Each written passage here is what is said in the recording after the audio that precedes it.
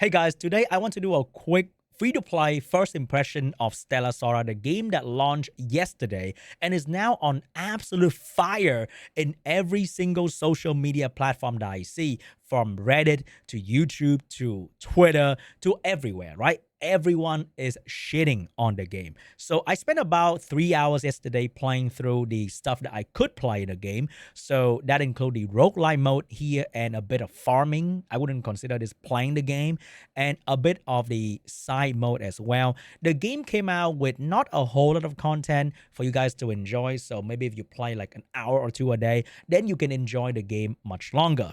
Also, the game came out with not a whole lot of story. So in terms of story, you get the 2 chapters if you are a story enjoyer. So personally, I'm not going to pretend that I'm a story enjoyer, so I skip through most of that. And I think if you enjoy the story, this is going to be about 50% of what you can actually enjoy in the game. So the gameplay is the other 50%. This is going to be the main 50%. So if you are looking forward to some crazy action gameplay, this is not the game for you. In terms of the actual gameplay itself, I wouldn't say that I expect anything too crazy out of this game when I joined the game. The game is very much on par with my expectation from watching the beta gameplay before I start the game. So it is very auto-friendly and it is very easy. You don't actually have to do much because all you have to do is run around a little bit. The game will attack for you, use the skill for you, but will not dodge for you. So all you have to do is do a little bit of dodging, but at the early game, it is going to be very easy. The game might probably get much harder later on in different kind of bosses, but will we get there? I'm not too sure because CZN is about to drop tomorrow. So overall, I think the game is going to be a relaxing, casual ARPG, top-down, vampire survivor type shit that if you like this kind of relaxing gameplay, then this might be the game for you in terms of the gameplay, okay? So that is pretty much it about the gameplay. There's no more than this. It is very relaxing, and I think the actual story is going to be the other half of the gameplay. However, if you are a story enjoyer, there's not a whole lot of story for you to enjoy. The story is not voiced as well, so a very typical light novel experience that you have to actually read a whole lot of the story.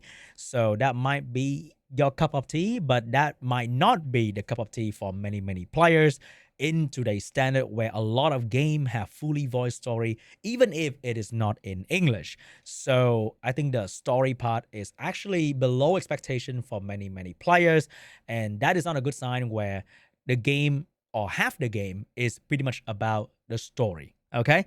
And let's get to the dirty part of the game, which is going to be the gacha.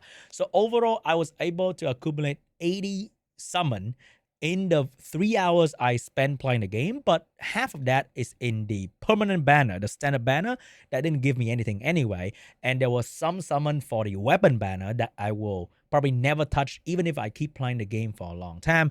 So about 30 of that or 40 of that is in this banner right here. And I would say I will probably never hit pity on this banner, even though you get the character at 120 pool, which doesn't sound that bad to be honest.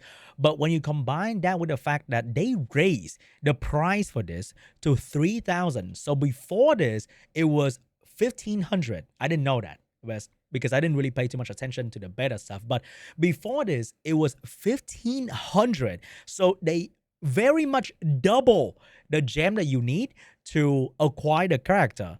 And did they improve the economy to make up for the fact that they inflate the price a whole lot? No, they didn't. The game doesn't really shower you with stuff anyway, because there's so many parts in the game that reward you with a little bit and a little bit of everything. So if you do almost everything in the game, then you will still get like maybe 10 more pool. That's pretty much it. There was a compensation, whatever, and they reward you with half a pool. Half. That is pretty crazy. And I would say the game has just become so much more expensive than it should be. And the fact that they are having the roguelike gameplay, very similar feel to, let's say, CZN that is going to launch, right? Roguelike. So you have to go through the roguelike mode to save the record of your team. And the fact that they released right before CZN, I think they are trying to capture what is left or what they can before CZN drop, and everybody will go there instead because the pricing there is a little bit better to deal with, even though the gacha system over there is also not as good. However, this thing costs double the price from the beta, and when you go to the shop where you can buy the gem with money, so if you're a free-to-play player, you should stay free to play. If you're a paying player, then you can buy gem with this, so you get 10 pull from this. But you gotta wait 30 days though. That is not exactly very exciting. Remember, you need to get to 120 to get to the feature banner character. And if you go to this where you can straight up buy the gem, then the most expensive packs will give you double the gem. For now, first bonus, and after that, when you play the game in the long run, then this pack right here doesn't even give you 50 summon. I think it gives you about 30 summon for $100. That is rather expensive, I would say. 30 summon for $100, and that is like nowhere near the character. So do you have to spend maybe $400 to hit pity on the banner? Of course, you're not going to hit pity on every banner, but sometimes if you really enjoy the character, you're going to have to spend $400. I would say that is the price of almost half a PC, like a budget PC.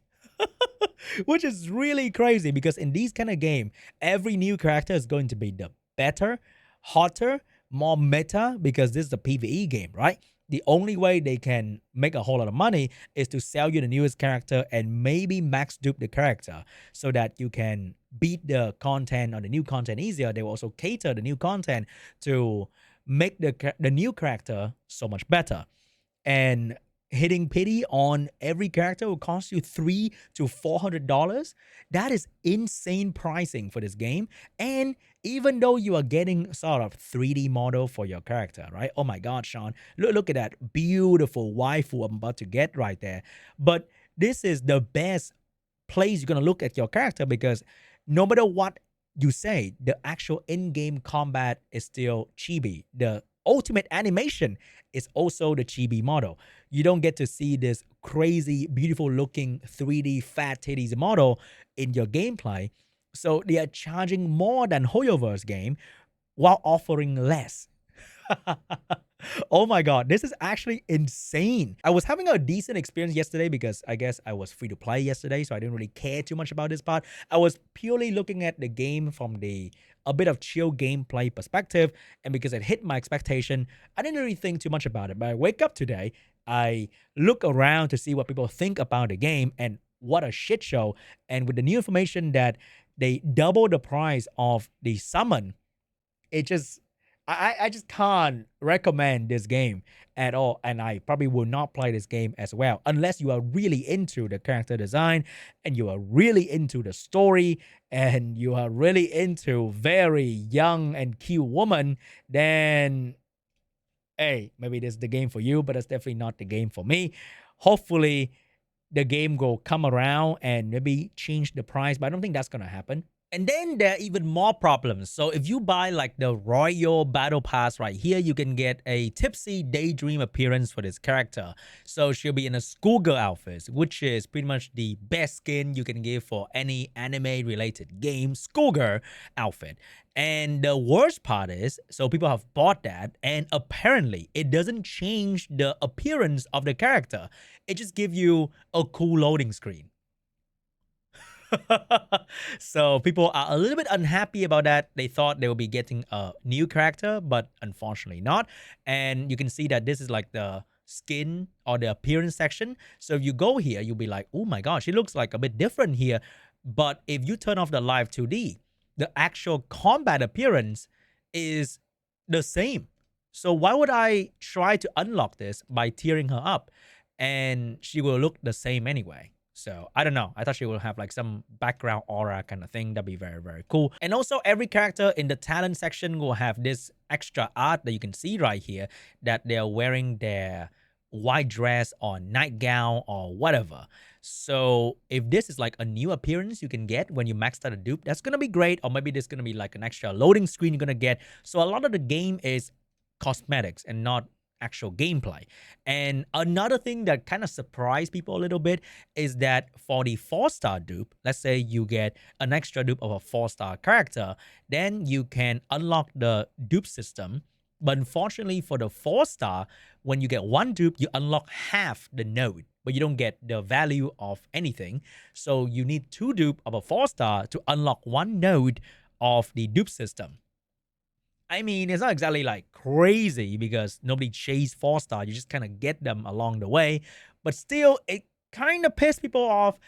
And it is somewhat a monetization effort as well. It's kind of sad that I feel this game has such amazing and fluid menu system, and the UI is actually not too bad. Everything feels very solid in terms of animation, art style. It feels very polished. It feels like a lot of people have put a lot of time and dedication into making the art of the game.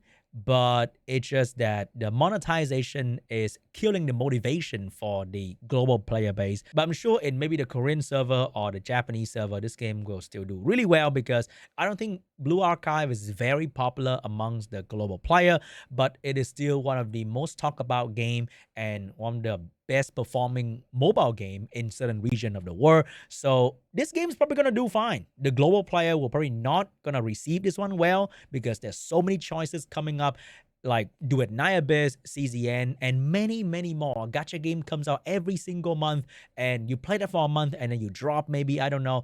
And this is probably going to make a lot of people drop very, very quickly. But that is it for me today. I'm probably going to uninstall. I will focus all my time and effort into CZN instead. And I will not keep up with the dailies in this game whatsoever because I have other games to keep up as well. And the pricing, the greed, it doesn't sit right at all.